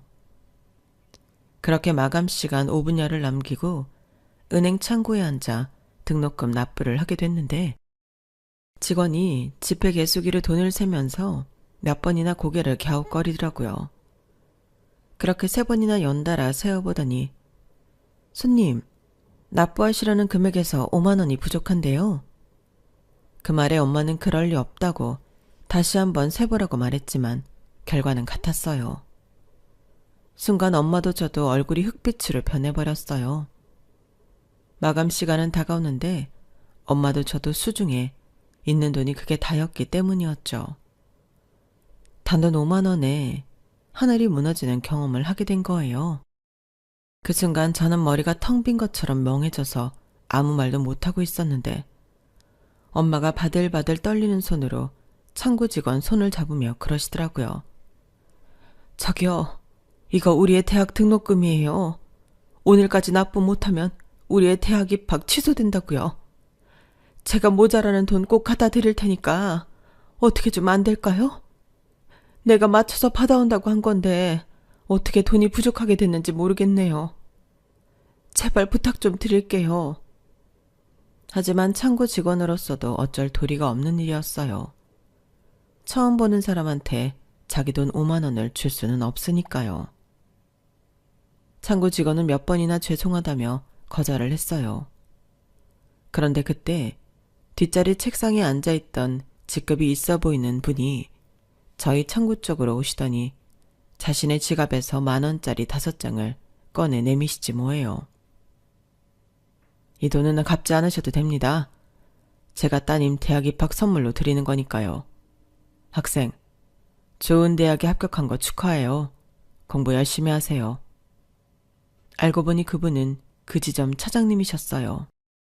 그 덕분에 저는 등록 마감 2분을 남기고 무사히 등록을 할 수 있었고 원하던 대학에 입학할 수 있었어요. 다음날 엄마는 5만 원을 들고 그 지점을 찾아갔지만 차장님은 끝내 그 돈을 받지 않으셨어요. 그날 엄마는 저와 함께 집으로 돌아가면서 그런 말을 하셨어요. 인간 같지도 않은 놈 공부시키느라 내 새끼 대학도 못 보낼 뻔했다고요. 엄마가 말한 인간 같지 않은 놈은 바로 제 삼촌이었어요. 그동안 엄마가 없는 돈까지 쪼개서 대학 공부까지 시켰던 엄마의 시동생이었죠. 제 대학 등록금 마련이 힘들었던 엄마는 시동생을 찾아가 다만 얼마라도 도와달라 청했는데 대기업식이나 다니는 사람이 그럴 돈 없다며 딱 잘라 말하더래요. 그러면서 그간 자기 대학 공부시켜준 은인한테 모집 말만 퍼부어댔던 거죠. 착각하지 마세요. 그동안 내가 받은 건 그쪽이 주는 대학 등록금이 아니라 내 형 목숨값이었다고요. 우리 형, 당신 같은 여자 안 만났으면 그렇게 죽지도 않았다고. 당장 학비가 없어서 고등학교를 그만두게 될 판이었을 때 삼촌은 저희 엄마를 찾아와 자기가 취업을 하면 꼭 갚겠으니 학비 좀 내달라고 부탁을 했다더군요. 그렇게 고등학교를 졸업하자 대학 등록금을 부탁했고 이후엔 취업 때까지 생활비 부탁을 해왔던 거예요. 다른 건 몰라도 시동생 공부는 시켜야겠다는 생각에 그 고생을 해가며 먹을 거 못 먹고 입을 거 못 입어가며 도와줬더니 돌아온 건 배신뿐이었던 거죠. 그런데 전작 난생 처음 본 은행 직원은 아무 대가 없이 선뜻 5만 원을 내줬으니 그 상황에 엄마는 마음이 더 착잡하셨을 거예요. 그 일이 있고서야 비로소 그동안 엄마가 본가에 금전적 지원을 하느라 우리가 궁핍하게 살아왔던 걸 알게 된 저는 엄마만큼이나 화도 났지만 한편으로는 엄마가 참 안 됐다는 생각을 했어요. 겉으로 보기에는 그렇게 악착 같고 돈밖에 모르는 냉정한 사람 같았는데 실상은 세상 누구보다 마음이 여린 사람이었으니까요. 그런 사람이 선의를 베푼 사람한테 상처를 입었으니 얼마나 속상하겠어요. 그래서 엄마가 받은 상처 내가 치유해드려야겠다는 생각을 하게 됐어요. 나마저 엄마한테 감사한 마음을 갖지 않는다면 삼촌이나 다를 바 없는 인간이 되는 거니까요. 대학 등록을 마치고 한 달여쯤 지나 저는 그동안 아르바이트를 해왔던 곳에서 밀린 월급을 받았어요. 수능이 끝나자마자 대학 등록금에 보태려고 했던 아르바이트였는데 사장님이 월급을 차일피일 미룬 탓에 뒤늦게 받게 된 거였죠. 그 돈을 제날에 받았더라면 엄마 마음고생이 덜했을 텐데 말이에요. 저는 그렇게 받은 돈으로 남자 손수건을 사서 제 등록금을 보태주신 은행 차장님께 선물했어요. 그랬더니 차장님이 그러시더라고요. 우리 아버지는 시골에서 땅 한 평 없이 마름으로 살아오셨어. 내가 대학에 합격하자 어렵게 등록금을 마련해 주셨는데 하나같이 낡고 오래된 돈들이 신기하게도 빳빳하게 펴져 있는 거야. 다리미로 달인 것처럼. 나중에야 알았지. 우리 아버지께서 그 돈을 마련하시느라 오랜 시간 한 푼 두 푼 장판 밑에 모아오신 돈이라는 걸. 학생 어머님이 들고 오신 돈을 보니까 돌아가신 아버지 생각이 나서 가만히 있을 수가 없더라고. 어머님께 잘해. 언젠가 어머님 그림자도 그리워지는 날이 올 테니까. 담담하게 들려주신 차장님 얘기를 듣고 나니 그동안 철없이 행동했던 제 자신이 부끄러웠어요. 엄마가 그날 어렵게 만들어 오신 등록금을 저는 그저 5만 원이 모자라는 돈으로만 생각하고 있었거든요. 5만 원을 제외한 나머지 돈을 만드느라 엄마가 어떤 고생을 했는지 잊고 있었던 거죠. 그래서 차장님께 선물을 하고 남은 돈 전부를 엄마한테 드렸어요. 그 돈으로 사고 싶은 것도 많고 하고 싶은 것도 많았지만 그 순간만큼은 이 돈을 고스란히 엄마한테 쓰고 싶었거든요. 그랬더니 그 돈을 받은 엄마가 이러시더라고요. 됐어. 그 돈은 네가 알아서 써. 남의 자식 등록금도 대준 나야. 그런데 내 자식이 힘들게 번 돈을 내가 뺏어서 써야겠니? 네가 처음으로 일해서 번 돈이니까 네가 하고 싶은 거 하고 쓰고 싶은 데 써. 돈도 써봐야 그 가치를 아는 거야. 결국 돈은 다시 제 손에 들어왔고 고민은 시작됐어요. 난생 처음 큰 돈을 손에 쥐게 된 저로서는 쓰는 것도 일이었거든요. 그래서 엄마 화장품 세트를 하나 사고 나머지 돈은 저금을 했어요. 그때부터였던 것 같아요. 돈이 생기면 무조건 움켜쥐고 있어야 한다는 강박을 갖게 된 게요. 엄마나 제게 무슨 일이 생겼을 때 주변에 도와줄 사람이 없다는 걸 잘 알기 때문에 스스로 준비해야 한다고 생각해서 그랬나 봐요. 엄마처럼 억척스럽게 일을 해서 돈을 벌 자신은 없었지만 그래도 번 돈을 쓰지 않고 모으는 건 자신이 있었어요. 워낙 어릴 때부터 돈 쓰고 사는 거에 익숙치 않아서 돈을 쓸 때마다 죄책감을 느끼는 편이었거든요. 대학을 졸업하고 직장을 다니면서 월급을 벌면서도 저는 제 자신을 위해 돈을 쓰는 걸 두려워했어요. 주변 동료들을 보면 한 달 동안 노력한 내 자신을 위한 보상이라며 고가의 전자기기도 사고 명품 백도 할부로 사곤 했지만 저는 온전히 내 자신을 위해 치킨 한 마리 사는 것도 쉽게 안 되더라고요.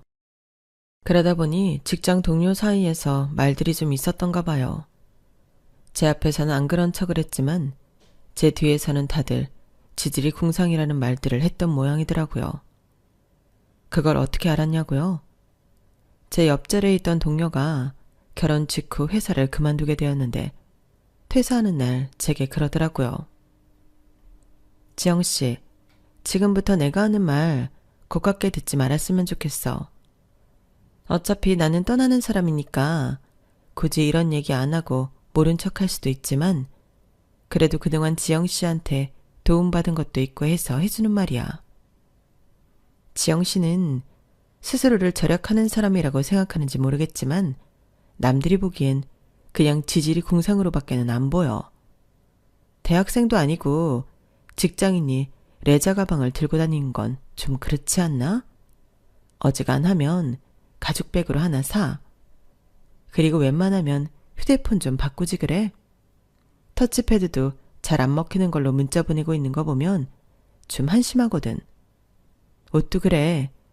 유행은 못 따라가도 한물간 브랜드 옷 사입는 건 완전 최악인 거 몰라? 내 충고가 고깝게 들렸다면 미안. 그래도 이게 다 지영 씨한테 피가 되고 살이 되는 말이라는 것만 알아도 처음엔 진심 어린 충고를 해주려나 보다 하고 집중해서 듣고 있었는데 알고 보니 비난에 가까운 폭언이었어요. 이런 인간 결혼식에 5만 원이나 축의금을 낸 게 아깝다는 생각이 들더군요.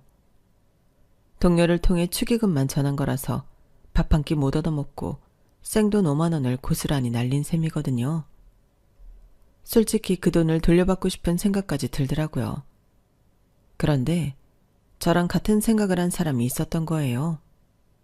그건 바로 몇 달 전에 저희 부서로 이직해온 대리님이었어요.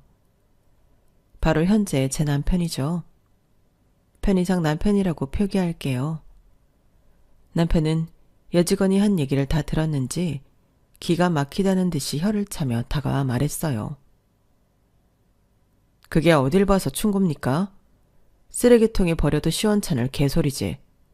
내가 보기엔 충고를 들어야 할 사람은 지영 씨가 아니라 윤혜림 씨인 것 같은데요. 결혼 준비한다고 야근도 지영애 씨한테 떠넘기고 사무실 직원들한테 축의금도 잔뜩 챙겼으면서 신혼여행 다녀오자마자 염치 없이 사직서 던진 사람이 누굴 평가하고 충고를 합니까? 주변에 온갖 민폐는 다 끼치고 알맹이만 빼먹고 튀는 사람이 생각 같아서는 윤혜림 씨한테 축의금 돌려받고 싶은 심정입니다. 아니지. 말이 나온 김에 축의금 돌려주세요. 그날 식장에 가서 밥이라도 먹은 사람들은 모르겠지만 결혼식도 안 갔는데 반강제적으로 축의금 낸 사람들한테는 인간적으로 돈 돌려주는 게 맞지 않습니까? 지영 씨나 나나 혜림 씨 결혼식까지 갈 정도로 친한 사이도 아니었잖아요. 그럼 나중에 우리 결혼식 때 혜림 씨가 축의금 들고 오겠습니까? 절대 안 오죠. 그렇다고 더 이상 직장 동료도 아닌데 우리가 낸 돈은 어떻게 돌려받겠어요. 그러니까 축의금 돌려주세요. 어서요. 몰랐는데 그날 보니 남편 성격이 장난이 아니더라고요. 평소엔 그저 사람 좋고 일 잘하는 대리님 정도로 보였는데 말이에요. 결국 그날 혜림 씨는 저랑 남편한테 5만 원씩 축의금을 돌려주었어요. 그런데 우리만 이런 생각을 했던 게 아니었던가 봐요. 저희가 축의금을 돌려받았다는 소식을 듣고 몇몇 여직원이 자기들도 축의금을 돌려달라고 했다는 걸 봐서는 말이죠. 결국 혜림 씨는 제게 충고를 가장한 놀림 몇 마디 했다가 축의금으로 받은 수십만 원을 돌려주게 되었어요. 알고 보니 다들 얌체짓을 해온 혜림 씨한테 감정이 안 좋았는데 남편의 용기 있는 행동에 이때다 동참했던 거였죠. 그런데 정작 남편은 상황이 이렇게까지 번지자 무척 난처해했어요. 그도 그럴 게 애초에 남편이 나섰던 건 축의금이 아까워서가 아니라 제가 당하는 걸 보고 화가 나서였거든요. 그때 이미 제 남편은 저한테 마음이 있던 때인지라 제가 혜림 씨한테 당하는 게 자신이 당하는 것보다 화가 나더래요. 그래서 축의금을 핑계로 엿을 먹였던 건데 괜히 제 앞에서 쪼잔한 사람처럼 돼버렸다고 한숨을 쉬더군요. 하지만 그 일을 계기로 저는 남편이랑 사귀게 됐으니 어떻게 보면 여기까지가 남편의 빅피처였는지도 모르겠다는 생각이 드네요. 그렇게 시작된 연애는 2년 가까이 지속됐고 그러다 제가 대리를 달자마자 결혼을 했어요.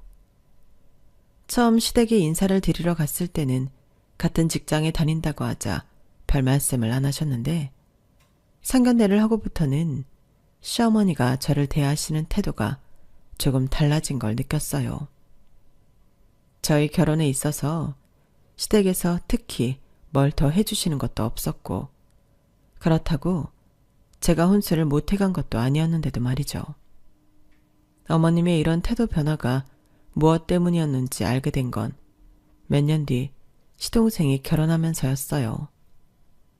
동서는 음대에서 첼로를 전공한 사람이었는데 친정이 꽤 잘 사는 모양이었어요. 동선의 친정아버지가 강남에 건물도 가지고 있고 경기권의 땅도 꽤 가지고 있다고 했거든요. 그래서 그런지 동서가 쓰는 화장품이나 구두, 백 등은 명품을 잘 모르는 저도 알 정도로 이름 있는 제품들이었어요. 백화점 쇼윈도 너머로만 봤던 것들이었죠. 그렇다 하더라도 부러워 죽겠다거나 셈이 났던 건 아니에요. 그냥 그런가 보다 했거든요.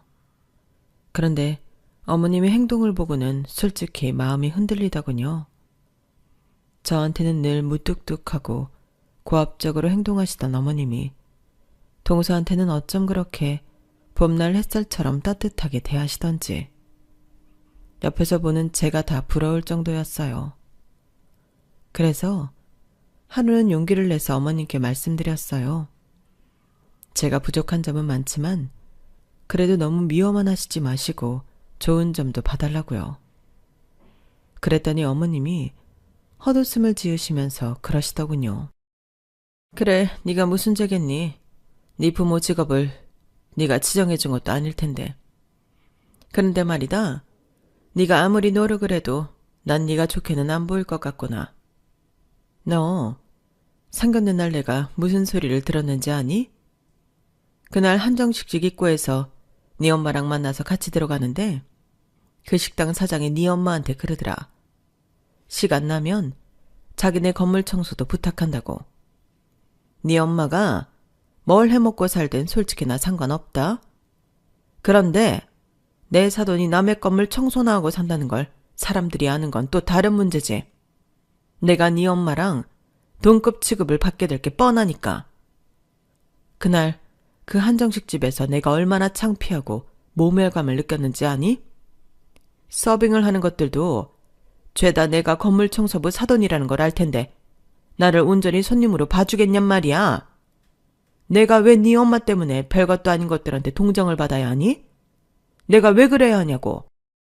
내가 너를 작은 애랑 차별한다고 안 입고 온 모양인데 그렇게 따지면 나는 네 친정 때문에 불쾌한 게 이만저만이 아니다.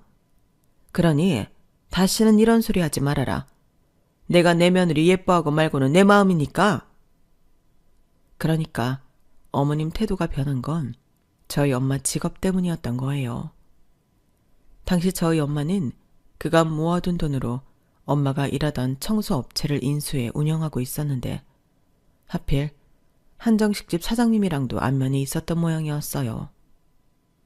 솔직히 저는 건물 청소하는 일이 남들 앞에서 고개를 못 들 정도로 창피한 일이라고 생각하지 않아요. 남의 돈 훔쳐서 먹고 사는 것도 아니고 열심히 노동을 해서 돈을 버는 깨끗한 일이니까요. 그런데 시어머니 입장에선 그게 창피하고 싫다고 하시니 더 말씀드릴 말이 없더라고요. 그렇다고 엄마한테 다른 일을 하시라고 할 수도 없는 노릇이어라서 앞으로 내가 잘하면 어머님이 그래도 마음을 열어주시지 않을까 기대를 걸어볼 수밖에 없었어요. 그런데 그런 제 바람과 달리 동서가 시집을 오고 난 뒤부터 어머님과의 사이는 점점 더 멀어졌어요.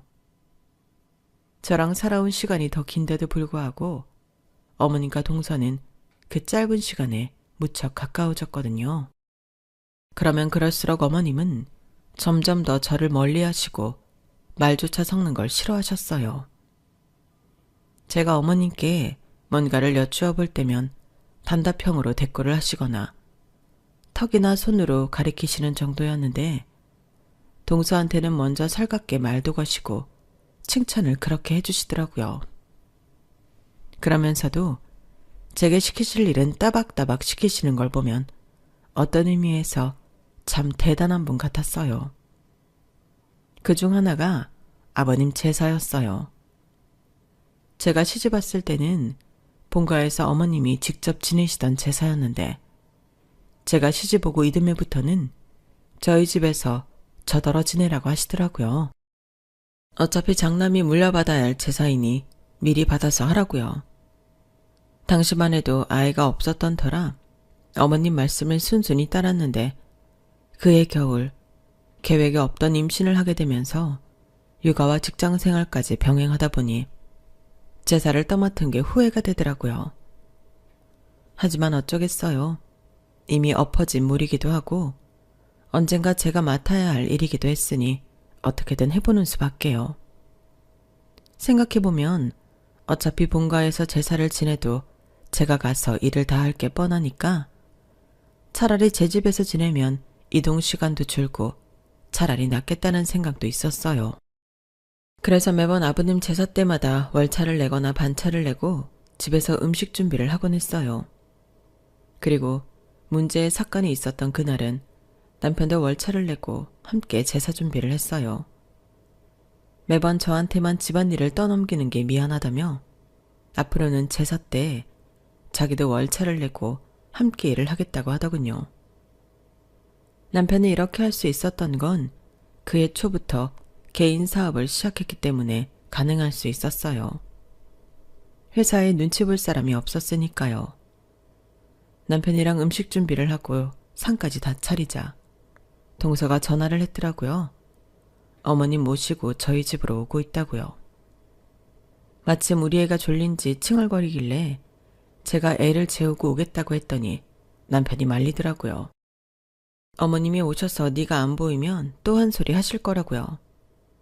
그래서 남편이 아이를 방에 데려가 재우기로 하고 저는 어머님과 시동생 내외를 맞았어요. 어머님은 집에 들어오시자마자 미리 차려놓은 상을 매의 눈으로 살펴보시더니 아니나 다를까 혀부터 차시더라고요. 동서가 옆에 있으니 평소보다도 더 과하게 못마땅한 티를 내시는 것 같았어요. 어머님은 꼭 동서 앞에서는 별거 아닌 걸로도 트집을 잡아가며 제게 핀잔을 주시거든요. 얘 음식 해놓은 꼴하지 마라. 너 소고기 산 적 어디 걸로 한 거니? 설마 수입 소고기 쓴 건 아니지? 그리고 이 과일들 말이다. 너는 어쩌면 이렇게 손이 작니? 다른 건 몰라도 제사상의 과일은 좋은 거 쓰라고 내가 몇 번이나 말하니? 사고고 배고 알이 이렇게 작아서 어디다 써먹어. 전 부친 것도 봐. 니네 친정에선 이런 것도 전이라고 해먹냐? 내가 귀신이라도 이런 제사상엔 젓가락 깔 데가 없겠다. 이래서 며느리는 좀 사는 집 여자를 데려와야 하는 거야. 지 친정에서 보고 자란 게 없는데 뭘 알겠냐고. 고기도 먹어본 놈이 먹는다고 제대로 쓰고 살아봤어야 흉내라도 내지. 아, 제사상 차릴 때마다 내가 너 때문에 늙는다 늙어.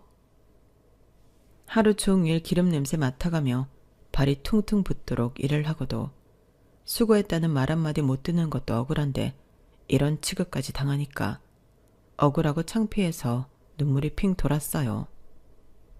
매번 제사상 차릴 비용 한 푼 안 주시고 저한테 다 떠넘기시면서 이런 식으로 말씀하시면 안 되는 거잖아요. 고기도 늘 비싼 한우로 준비하고 과일도 제일 크고 싱싱한 걸로 준비한다고 하는데도 왜 매번 어머님 눈에는 제가 아는 모든 게 형편없는 싸구려로 보이는 건지 이해가 안 갔어요.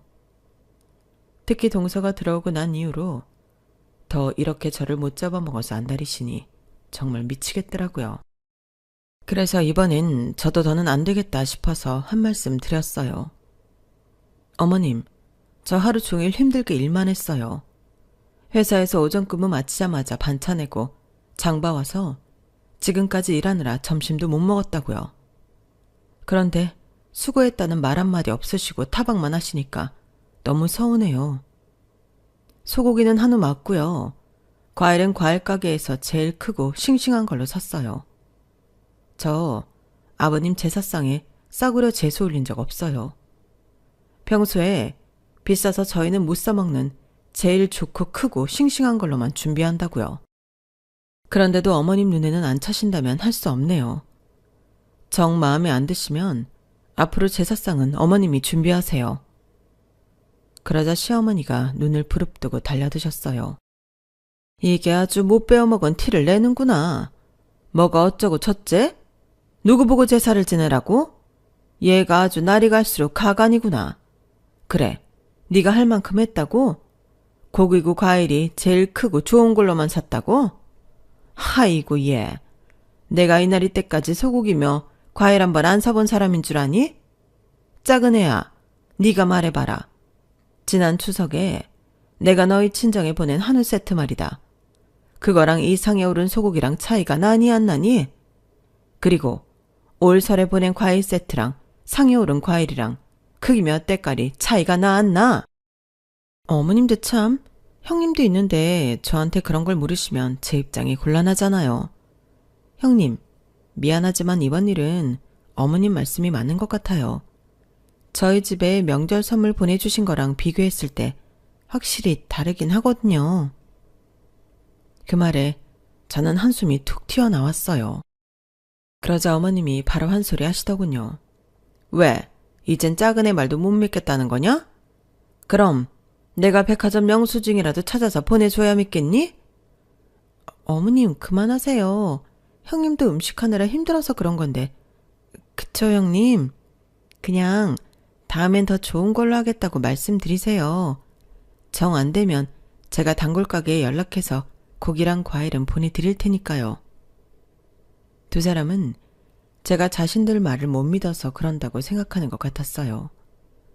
제 한숨의 의미는 어머님이나 동서가 생각하는 것과는 다른 의미였는데 말이죠. 제가 한숨이 났던 건 고기의 질이나 과일의 크기 문제가 아니라 다른 데 있었어요. 그건 바로 어머님이 동서 친정에 매번 보냈다는 명절 선물 때문이었죠. 제가 결혼하고 5년이 되도록 어머님이 제 친정에 선물을 보내주신 적이 단 한 번도 없었거든요. 매번 저희 엄마는 시어머니께 백화점 상품권이며 한우, 전복 세트 등을 보내드렸는데도 말이에요. 우리 집에서는 그렇게 수년간 받아먹도록 단 한 번도 답례를 안 하더니 동선의 집에는 질 좋은 선물을 보내왔더니 정말 기가 차고 열불이 나더라고요. 그동안 저랑 동서를 차별하는 건 알았지만 친정까지 차별하시는 줄은 몰랐거든요. 이쯤 되니 저는 시어머니께 잘해드리고 싶은 생각이 싹 사라져버렸어요. 보기 좋게 보려고 노력했던 제가 병신처럼 느껴질 정도였죠. 어머님, 그동안 동서 친정에는 명절 선물도 보내셨던 거예요? 저희 집에 시집 온 뒤로 매년 저희 친정엄마가 어머님께 선물을 보내왔지만 단 한 번도 답례를 받아본 적이 없었어요. 그런데 동서친정에는 명절 선물을 보내신 거냐고요. 왜요? 왜 동서친정에만 보내셨는데요? 제가 울먹이는 소리로 묻자 시어머니가 눈을 내리깔면서 그러시더군요. 아니, 내가 거지한테 적선할 일 있니? 생각지도 못한 어머님의 말에 저는 내가 잘못 들은 건가 생각했어요. 어머님, 지금 저희 엄마한테 거지라고 하신 거예요? 그런 거냐고요? 그러자 어머님은 자기가 말이 심했다 싶었는지 눈길을 피하며 핑계를 댔어요. 아니 꼭 그렇다는 건 아니지만 말하자면 그렇다는 거지. 하는 일이 거지랑 다를 바 없긴 하잖아. 순간 온몸의 피가 머리 위로 솟구치는 기분이었어요. 그래서 버럭 소리를 지르려는데 다른 사람이 먼저 선수를 친 거예요. 방에서 아이를 재우고 나온 남편이었죠. 이게 무슨 개소리야 엄마. 제정신이야? 제정신으로 그딴 소리를 하는 거냐고. 당장 사과해. 당장 내 아내한테 사과하라고. 남편이 집에 없는 줄 알고 평소보다 더 모진 소리를 했댔던 시어머니는 놀라서는 눈알을 굴리며 제 남편을 달래기 시작했어요. 아들, 엄마가 말이 헛나왔어. 아유, 그런 뜻이 아니었는데 제가 사람 열받게 하니까 나도 모르게 그렇게 나온 거야. 아들, 화 풀어. 그러자 남편이 시어머니 손을 뿌리치며 말했어요. 엄마, 이런 사람이었어? 그동안 나 없는 자리에선 매번 이런 식으로 이 사람을 무시하고 괴롭혔냐고. 엄마, 참 못된 사람이구나. 이런 와중에도 며느리한테 사과할 생각은 않고 자기 아들 화 풀어줄 생각부터 하다니. 엄만 정말 구제불능이네. 내 엄마지만 정말 너무 창피하다. 그리고 재수씨, 말은 바로 해야죠. 고기랑 과일 사서 보내겠다고요? 참 어이가 없어서. 지금 내 아내가 남의 집 제사 지냅니까? 내 아내만 이 집 며느리예요. 재수씨도 와서 함께 일을 할 생각을 해야지. 왜 내 아내만 부리냐고요. 아무튼 내가 오늘 똑똑히 한 이상 앞으로 우리 집에서 제사는 못 지내요. 아니, 앞으로 엄마랑 안 보고 살 거야. 나한테 제일 중요한 사람은 엄마가 아니라 내 아내니까. 그게 누구든 내 아내한테 함부로 하는 인간들과는 절대 상종 안 할 거라고. 그러니까 돌아가. 당장 내 집에서 나가라고. 결국 그날 제사는 그렇게 끝이 났어요. 남편은 그동안 자기가 집안일에 소홀한 탓에 제가 겪지 않아도 될 일을 겪었다며 미안해했어요. 그리고 그 일이 있은 지 5년이 지난 지금까지도 시댁과는 발길을 끊은 채 살고 있어요. 그런데 얼마 전에 어머님이 전화를 하셨더라고요. 제 남편이 전화를 안 받는다며 혹시 직장 위치 좀 알려줄 수 있냐고요. 무슨 일이냐고 물어도 대답도 않으시고 축 처진 목소리로 계속 남편 직장 주소만 물으시길래 할 수 없이 말씀을 드렸어요. 전화를 끊고 남편한테 연락해 어머님께 전화가 왔었고 회사 위치를 알려드렸다고 말해주었어요. 그런데 그날 또 일이 터져버린 거예요. 이후 얘기는 저희 엄마한테 전해 들은 얘기예요. 엄마가 엄마 소유의 건물에 들렀다가 청소가 제대로 안 돼 있어서 대걸레를 가져다가 걸레질을 하고 있었던가 봐요. 그런데 하필 그때 시어머니가 건물 안으로 들어온 거죠.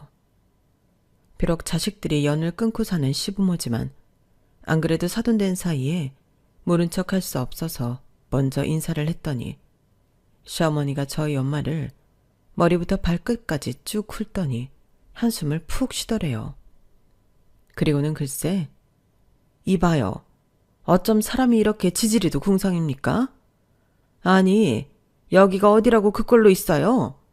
이젠 하다하다 내 아들 얼굴에 먹칠까지 하려고 이렵니까? 이런 거짓꼴을 하고 내 아들 회사 건물에서 걸레질을 하면 직원들이 사장이 내 아들을 어떻게 보겠냐고요? 아우 세상에. 이래서 며느리는 있는 집에서 드리라고 하는 건데 내가 아주 당신 모녀 때문에 멀쩡히 살 수가 없다고요. 저리 꺼져요. 그러면서 시어머니는 저희 엄마를 힘껏 밀쳤고 그 바람에 엄마가 로비 복도로 넘어지셨어요.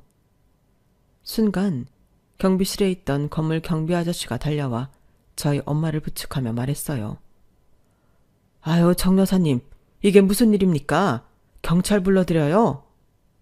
그러자 시어머니가 성질을 확 내며 말했어요. 뭐? 경찰? 아이고, 건물 청소부나 경비원이나 아주 한통속이구만. 그래, 경찰 부른다고 하면 내가 겁낼까봐? 내 아들이 이 건물에 있는 회사 사장이야. 어디서 까불어? 그러자 경비 아저씨가 헛웃음을 지으며 그러셨어요. 아, 그러세요? 그럼 이분이 누군지도 잘 아시겠네요. 정 여사님이 이 건물 건물주십니다. 그쪽 아드님이 이 건물에 입주했다는 5개 회사 중에 어느 회사 사장인지 모르겠지만 뭐가 됐든 간에 건물주만큼 높겠습니까? 그리고 정 여사님이 건물주가 아니라고 해도 그렇습니다. 사람을 함부로 밀쳤으면 사과부터 한 게 도리죠. 누가 높으니 낮으니 떠들 게 아니라 죄송합니다. 이 한마디 하는 게 인간된 도리란 말입니다. 대개 아드님이 얼마나 잘난 사람인지는 모르겠지만 괜히 자식 얼굴에 먹칠 그만하시고 사과부터 하세요. 이후 남편이 연락을 받고 로비로 내려왔고 시어머니는 저희 엄마한테 고개 숙여 사과를 했다고 하네요. 전후 사정을 다 들은 남편은 자기 어머니는 팽개치고 저희 엄마를 모시고 근처 정형외과로 달려갔고요. 둘째 아들 내외한테 팽당한 뒤 외롭게 지내던 시어머니는 어떻게든 큰아들네랑 잘해보려고 찾아왔다가 되려 전보다 못한 사이가 되고 말았어요. 자신이 그렇게 무시했던 사돈이 건물주가 됐다는 소식도 들었으니 한동안 밤잠은 다 잔 거라고 봐도 무방할 거예요. 엄마한테 이 얘기를 전해 듣자마자 저는 10년 묵은 채증이 훅 내려갔고요. 그러고 보면 세상 일은 참 모를 일인 것 같습니다. 그러니 사람 함부로 대하면 안 될 일인 거죠. 지금까지 제 사연을 들어주셔서 감사합니다. 모두들 뜻하시는 바 다 이루시고 열심히 사신 만큼 부자 되세요. 여러분, 사연 댓글에 응원과 현명한 조언 부탁드려요. 좋아요와 구독은 저에게 큰 힘이 됩니다. 오늘도 좋은 일 가득하세요.